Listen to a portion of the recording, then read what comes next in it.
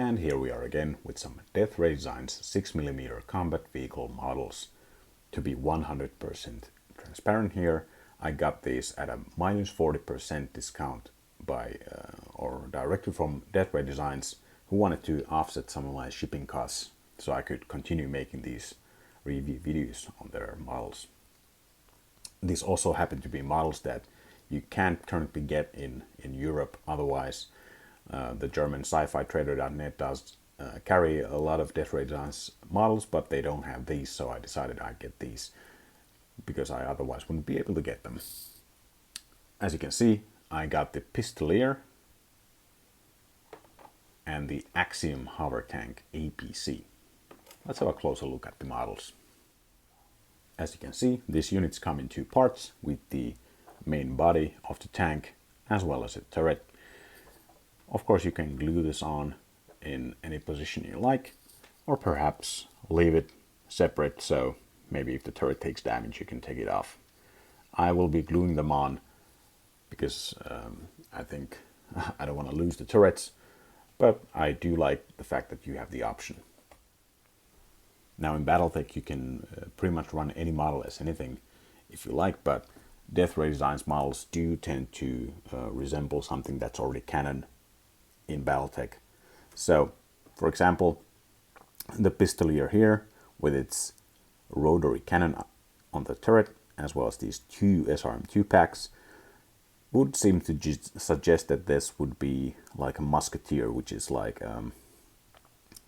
I believe it's a Civil War era design.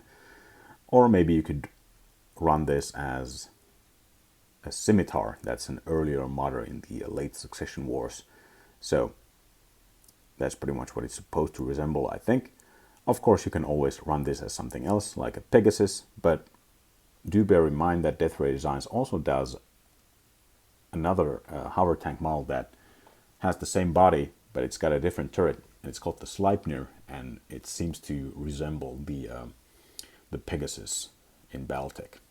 Now, as for the Axiom hover APC, if we look at the models here closely, you can see there's some differences. In the back, you got this missile launcher, as well as here next to the turret, and also in the front you got some missile launchers. With all those missiles and the different turret, even more missiles and a machine gun, this would resemble the Maxim hover tank APC in BattleTech.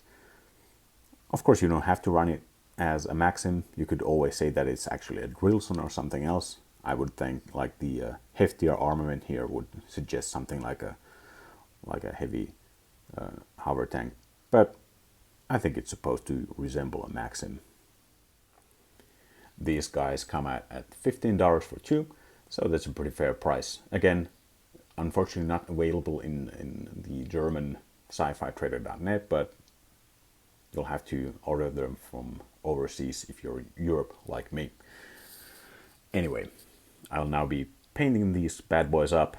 I was thinking maybe I'll go for something a little bit different than the ground vehicle color scheme, which I have here, like the desert camouflage pattern. Maybe I'll make something similar to my VTOL color scheme with the dark blue here. Not sure.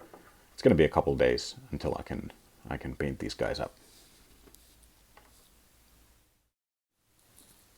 And here we are with some finished hover tanks. As you can see, I did in fact go with the same color scheme as for my Condor here.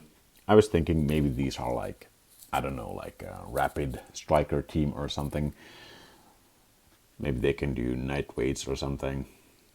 Here is a Churchill tank by Death Ray Designs to give an idea of how they look like next to some tanks. A little less bulky, the hover tanks.